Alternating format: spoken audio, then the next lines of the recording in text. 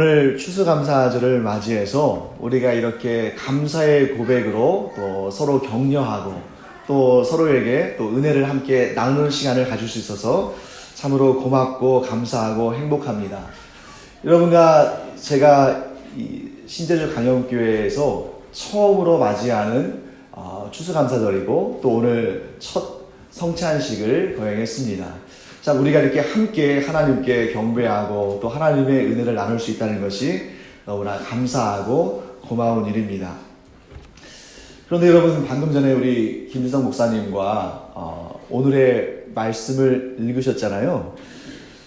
그 본문 말씀을 읽으시면서 무슨 생각하셨습니까? 혹시 목사님이 오늘이 추수감사절인지를 깜빡하셨을까? 하는 생각을 하셨을지도 모르겠어요.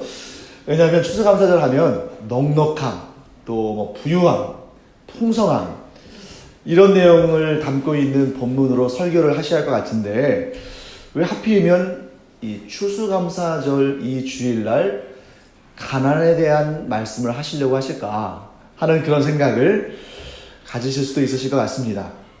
그렇다고 제가 추수감사절인지를 모르고 그냥 평소에 나가는 대로 그 순서 따라서 마태복음 강해를 진행하는 것은 아니고요. 저도 이렇게 나름 고민했습니다.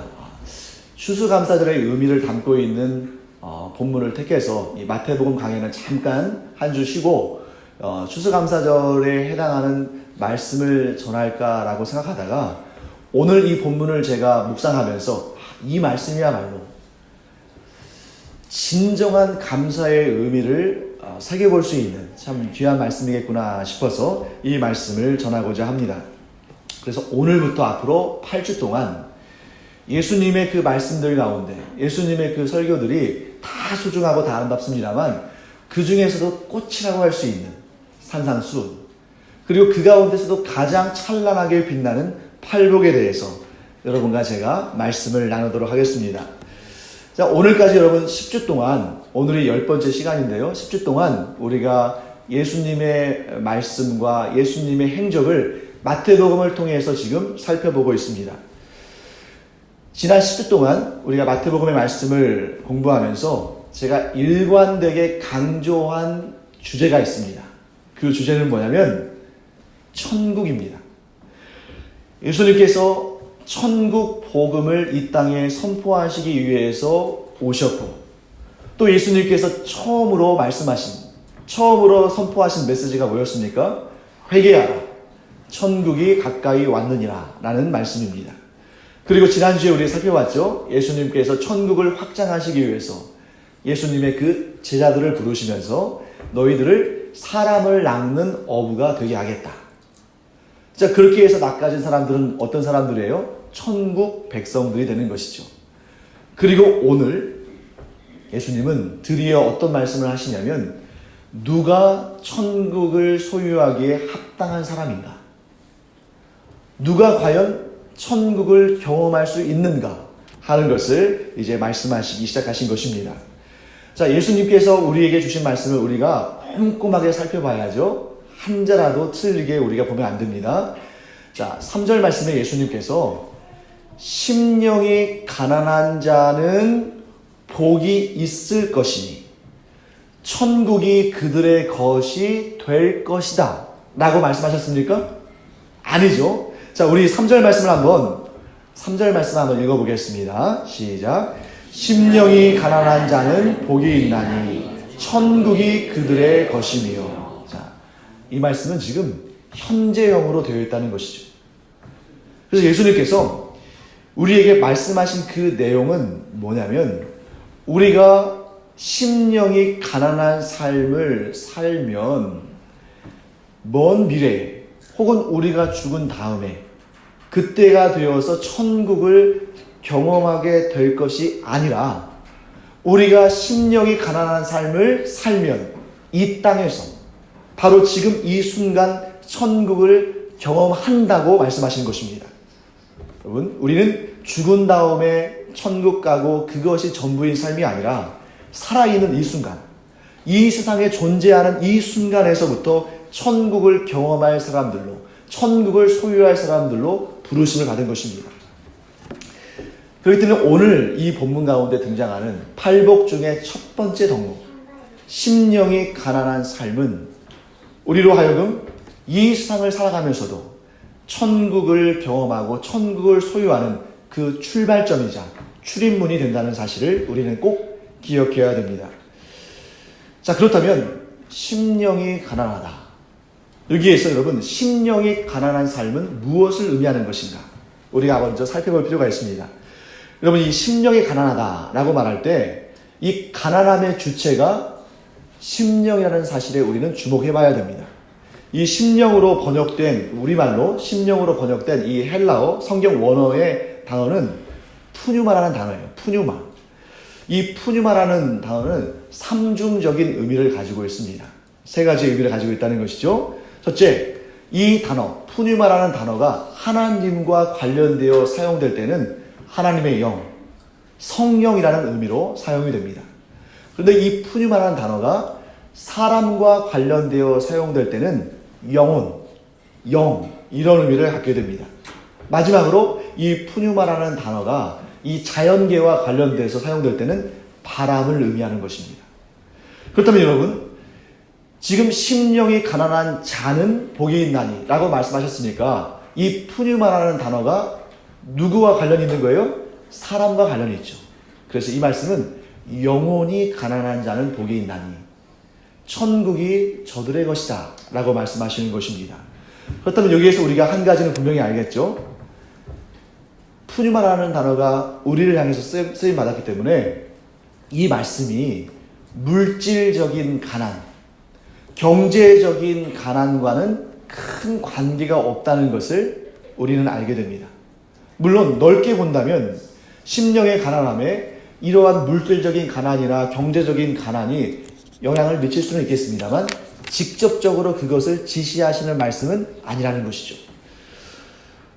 이 얘기를 우리가 어떻게 적용할 수 있냐면 심령이 가난한 사람들 가운데에는 물질적으로 어려운 사람들도 있을 수 있습니다. 하지만 물질적으로 풍족한 사람들도 있을 수 있는 것이죠. 반대로 심령이 부유한 사람들 가운데에도 물질적으로 부유한 사람들도 있을 수 있지만 동시에 물질적으로 가난한 사람들도 있을 수 있는 것입니다. 정작 우리에 비해서는 하나님은 우리의 이 경제적인 또는 물질적인 부유함에 별로 크게 관심이 없으실 수도 있을 것 같아요. 물론 하나님은 우리에게 물질적인 복, 오늘 우리가 이렇게 추수감사를 기념하는 것처럼 우리에게 많은 소출과 풍성한 은혜들을 주시기를 기뻐하십니다. 하지만 천국을 소유하는 그 관점에 있어서는, 천국을 경험하는 그 부분에 있어서는 우리의 물질이 우리의 생각하는 만큼 그렇게 중요한 변수가 되지 않는다는 것이죠. 이것은 여러분들에게 큰 복된 소식이기도 합니다. 그러니까 여러분들이 천국을 소유하고 천국을 경험하기 위해서 일부러 힘써서 가난해지려고 노력하실 필요가 없어요. 실제로 예전에는 그런 사람들이 있었습니다. 저기 수도원에 앉아 계시던 분들은 일부러 가난해지려고 노력을 했어요. 왜냐하면 그 물질적이고 경제적인 가난이 천국을 소유하는 중요한 원리라고 생각했기 때문입니다. 하지만 우리는 이 말씀을 제대로 우리가 묵상하고 제대로 공부하고 알게 되면 그런 헛된 일에 우리의 인생을 허비할 필요가 없습니다. 또한 저에게도 이것은 굉장히 복된 소식입니다. 왜냐하면 제가 여러분들을 위해서 기도할 때 여러분들이 영적으로 성장하고 또 이 세상의 빛과 소금이 되고 이런 기도뿐만 아니라 제가 여러분들의 경제적인 풍성함과 여러분들의 사업이 잘 되는 일과 여러분들의 직장이 또 좋게 되는 일과 또 여러분들이 가급적이면 의로운 부자들이 돼서 하나님의 일을 위해서 더욱 존귀하게 쓰임받는 그 일을 위해서 제가 날마다 기도하는데 만약에 여러분 물질적인 가난으로 천국을 얻는다면 저는 오히려 여러분들이 가난해지도록 기도해야 되지 않겠습니까? 또한 여러분 교회를 생각해 보세요.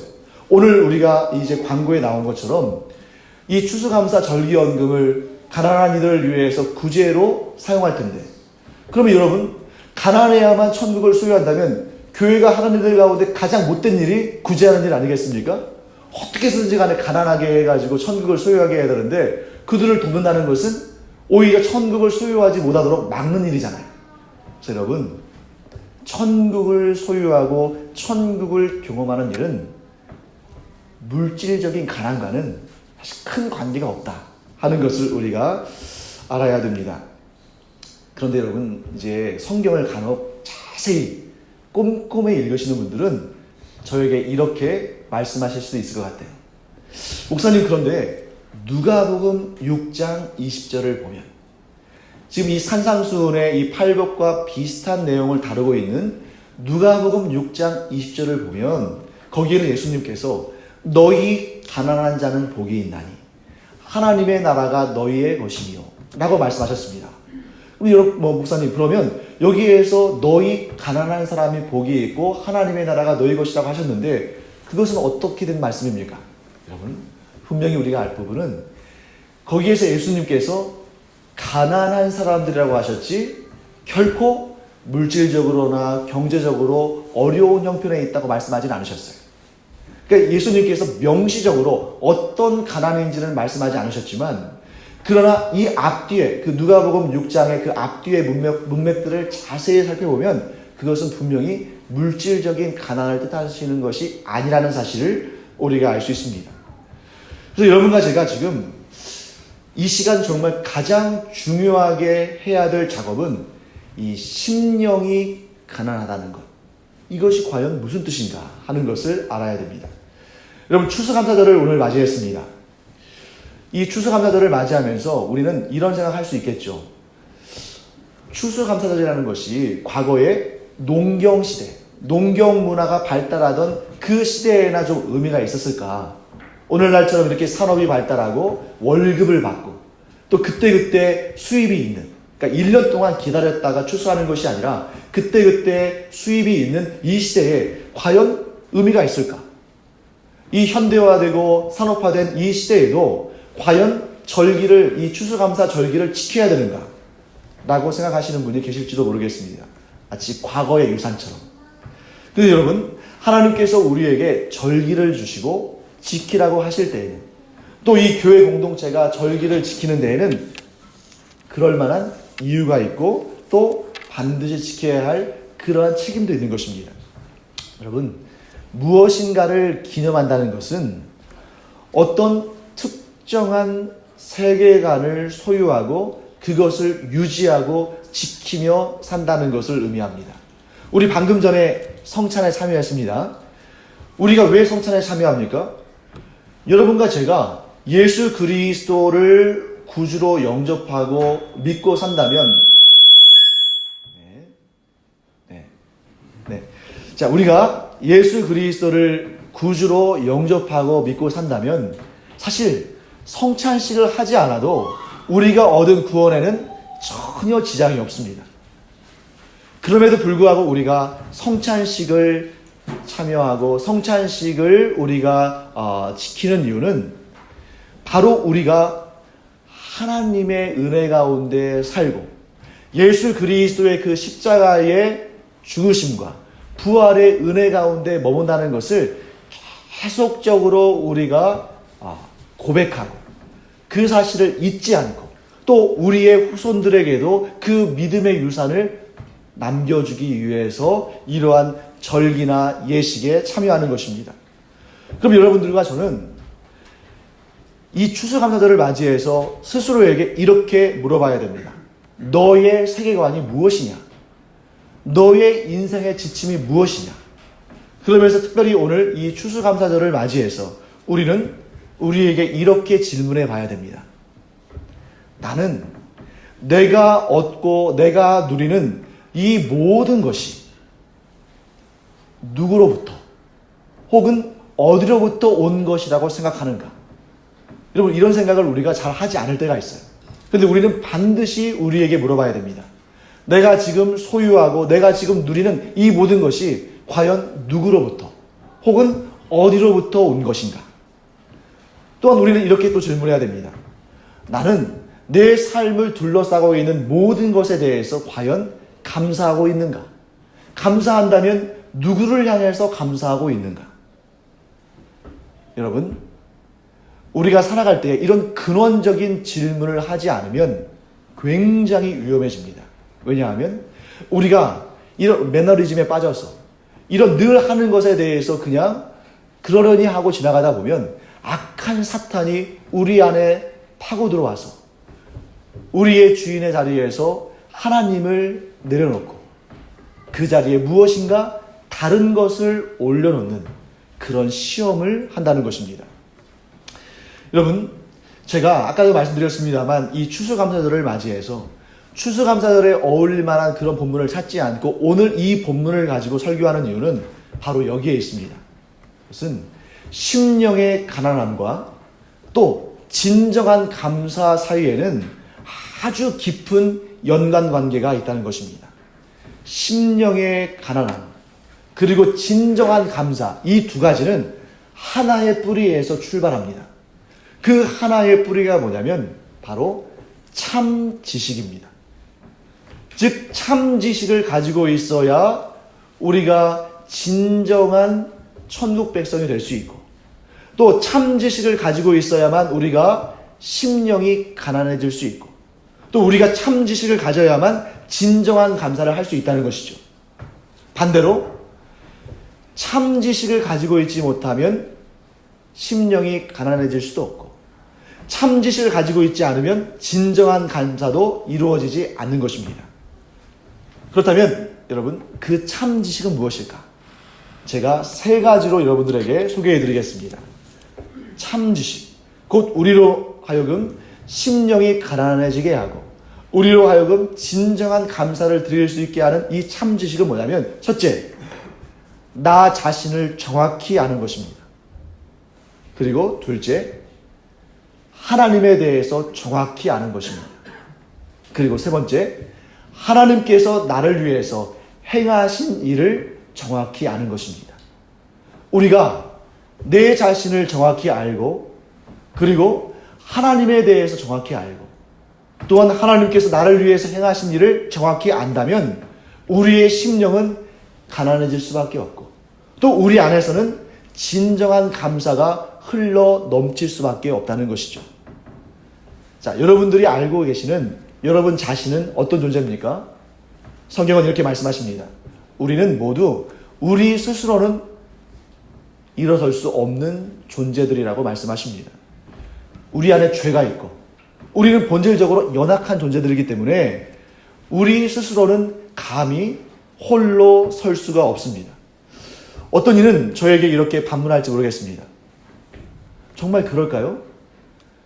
내 자신의 건강, 내 자신의 지식, 내가 벌어놓은 이 소유물들, 그리고 내 자신의 이 권력, 이것 있으면 세상을 행복하게, 능력 있게, 자유롭게 살 수 있지 않습니까? 그런데 어떤 이는 하나님 앞에 이렇게 엎드려져서 이렇게 고백합니다. 하나님, 저는 제 스스로는 단 한순간도 스스로 설 수 없고 스스로 살 수 없는 자입니다. 예수님, 저는 예수님의 그 구원의 은총 없이는 단 한순간도 이 죄의 무게를 버텨낼 수 없는 사람입니다. 성령님, 저는 성령님의 그 인도하심 없이는 단 한 걸음도 뗄 수 없는 자입니다. 라고 고백한다는 것입니다. 여러분, 어느 쪽이 심령이 가난한 사람입니까? 나 스스로는 도무지 살 수 없다고 고백하는 사람. 그 사람의 그 마음속에 심령의 가난함이 있는 것이고 그는 곧 뭐라고 고백할까요? 오직 하나님만이 나의 주인이시라고. 오직 나는 하나님으로 인해서 살아간다고 고백할 것입니다.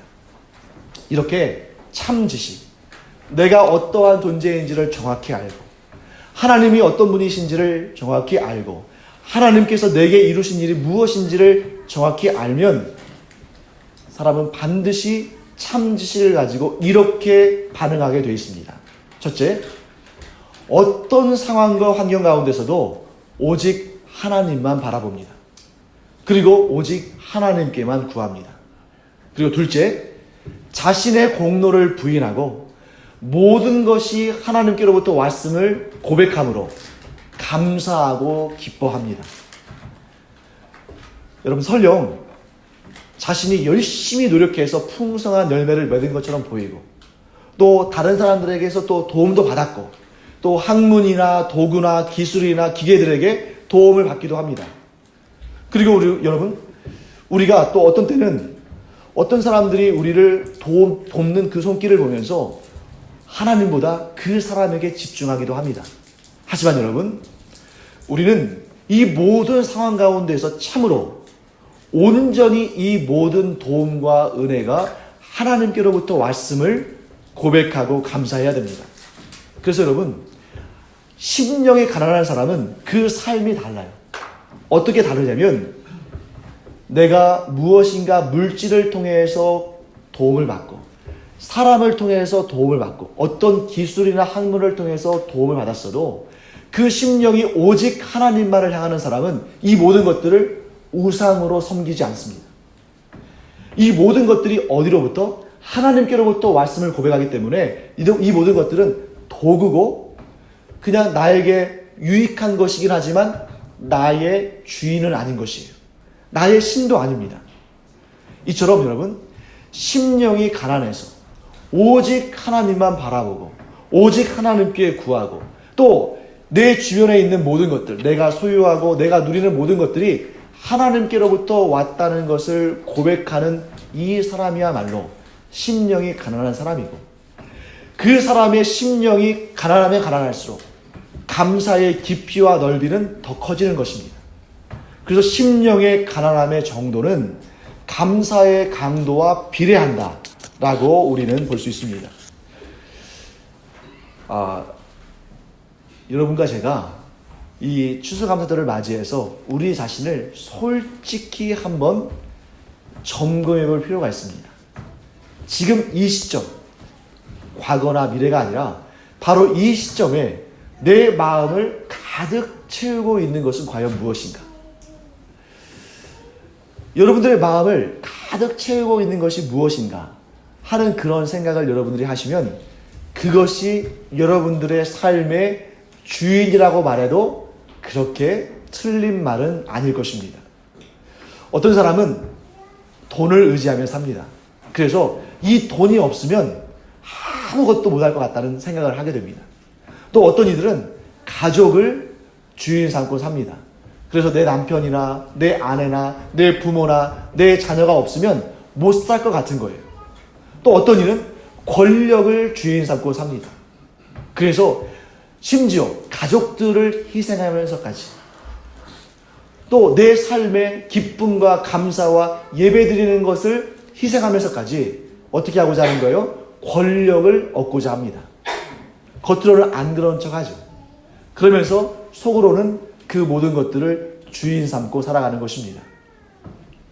사랑하는 성도 여러분, 그러나 심령이 가난하다는 것은, 여기서 예수님께서 말씀하시는 그 가난한 심령은 오직 하나님만 향하는 것이죠.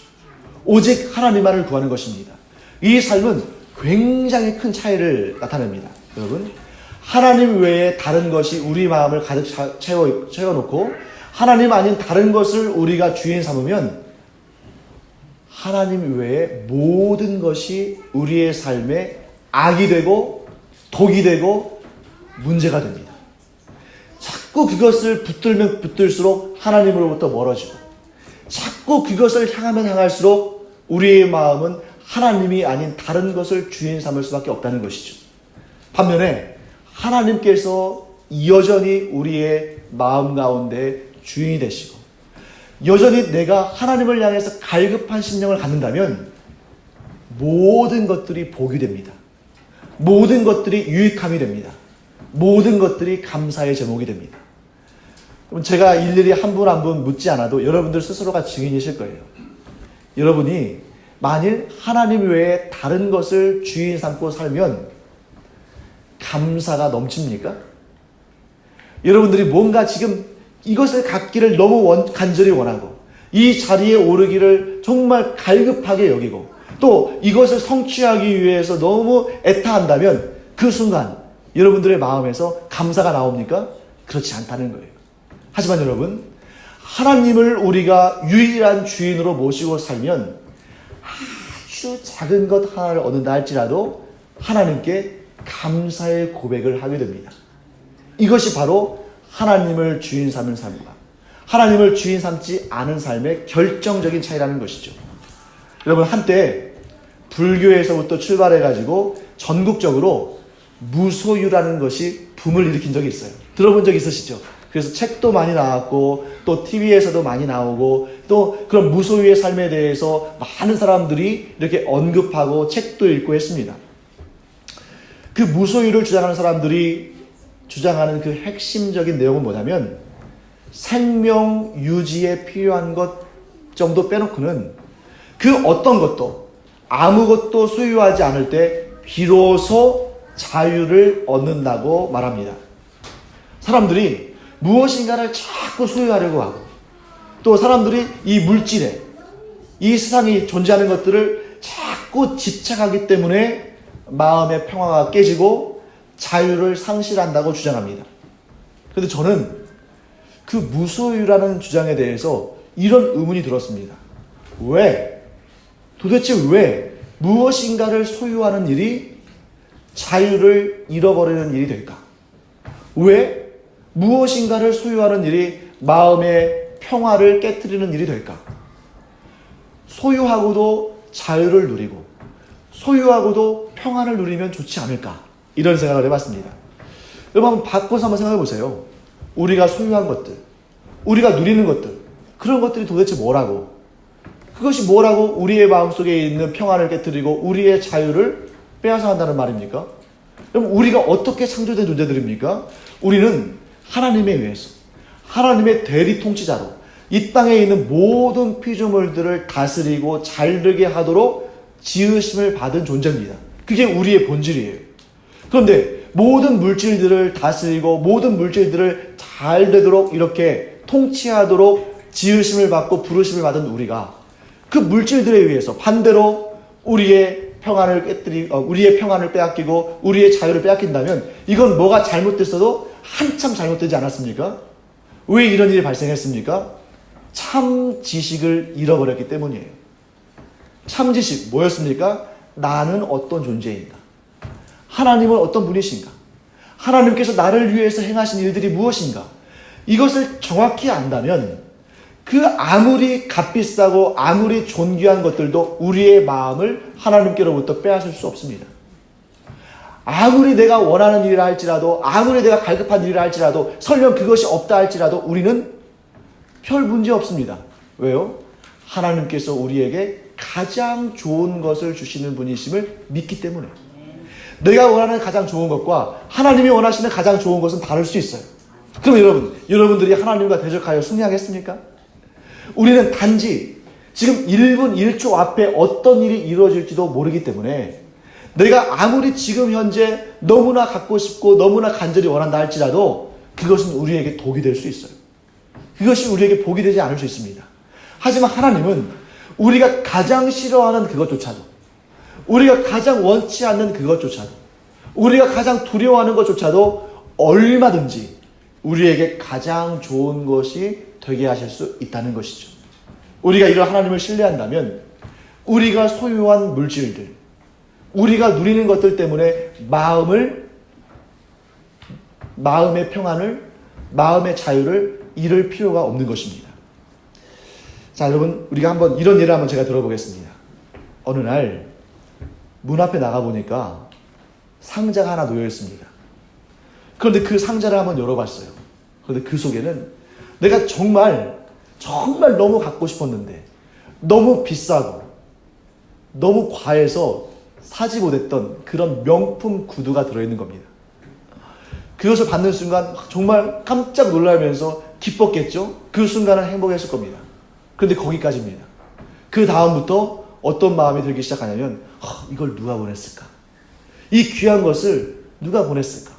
정말 너무 예쁘고 너무 좋아서 신어보고 싶은데 혹시라도 이게 나한테 온 것이 아니면 어떻게 할까?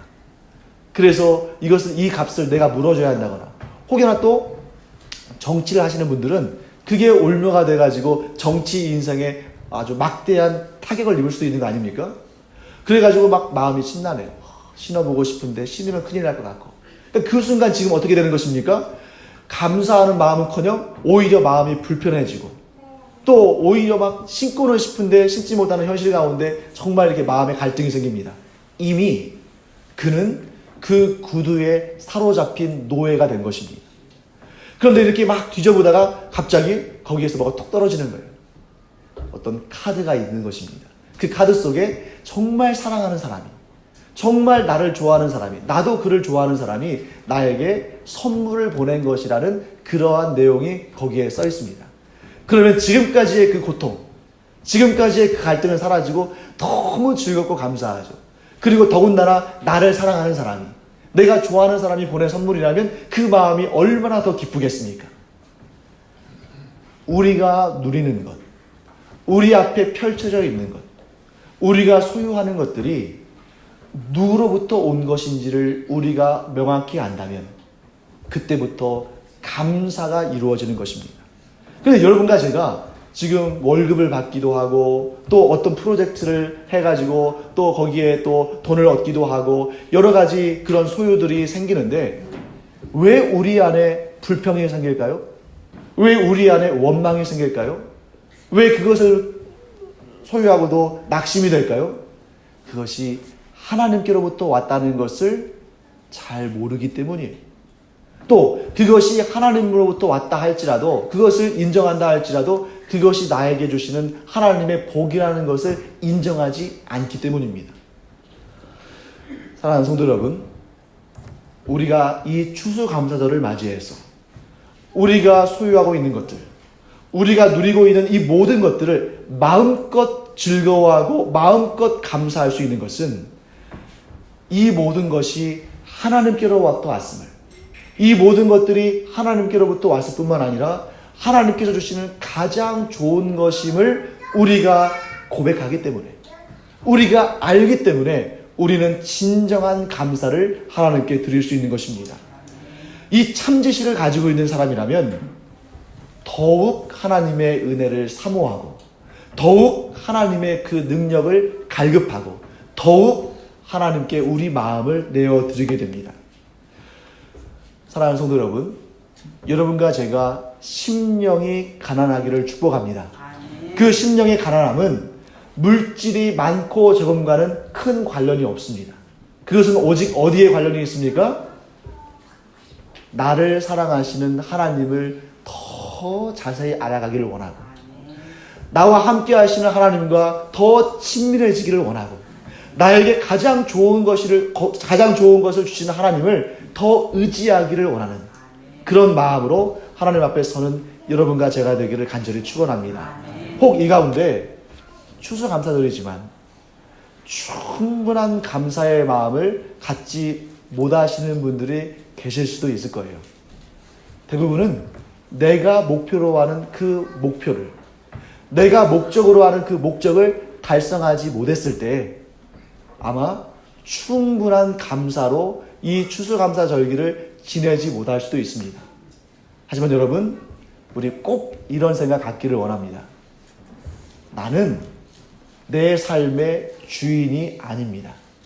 내 삶의 주인은 누구예요? 하나님이셔요. 그러니까 내가 함부로 섣불리 내 삶을 평가하지 않기를 원합니다. 내 소유에 대해서 평가하지 않기를 원합니다. 내가 주인이라면 얼마든지 내 인생에 대해서 내 인생은 실패한 인생이야. 내 인생은 만족스럽지 못한 인생이야. 내 인생은 빵점짜리 인생이야 라고 말할 수 있습니다. 어느 때요? 내가 내 인생의 주인이라면. 하지만 내 인생의 주인이 하나님이시라면 설령 내가 살아가는 인생이고 내가 살아가는 시간이라 할지라도 내가 살아가는 그 삶의 모든 현장 속에서 우리는 우리를 함부로 평가해서는 안 됩니다. 내가 이룬 일이라고 생각해서도 안 됩니다. 이 모든 일 가운데 무엇이 우리를 덮고 있는 것입니까? 하나님의 은혜가, 하나님의 은총이, 하나님의 사랑이, 하나님이 주신 복들이 우리의 삶을 채우고 있는 것입니다. 그래서 여러분과 저는 이제 이렇게 고백하기 원합니다. 내 인생의 주인이 하나님이시므로 내 삶을 채우시는 분도 하나님이시다.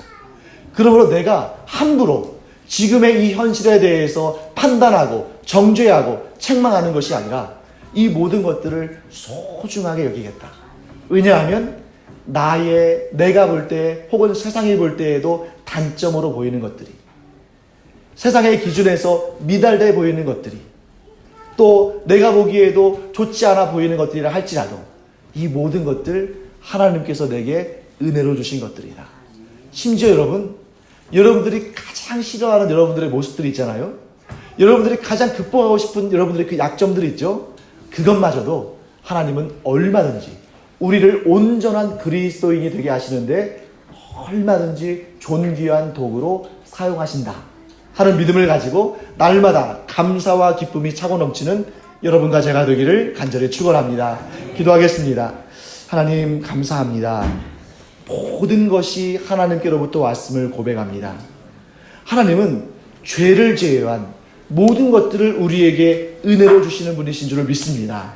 그러므로 제 자신을 미워하지 않게 하여 주시고, 제가 지금 누리고 있고 제가 지금 또 소유하고 있는 것들을 싫어하지 아니하고 원망하지 아니하고 항상 감사와 기쁨으로 하나님께 영광 올려드리게 하여 주시옵소서. 감사드리며 예수님의 이름으로 축복하며 기도합니다. 아멘.